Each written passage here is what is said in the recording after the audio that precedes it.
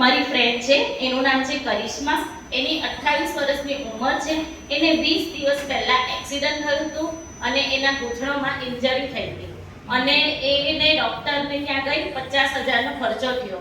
પણ એના ઘૂંટણથી એનું બેલેન્સ નહોતું રહેતું, બેલ્ટ વગર એ ચાલી નહોતી શકતી.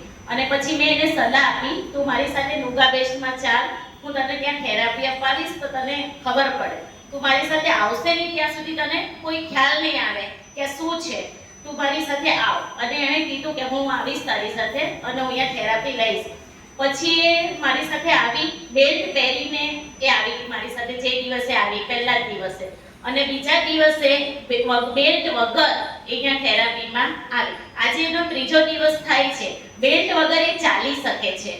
જોઈ લો.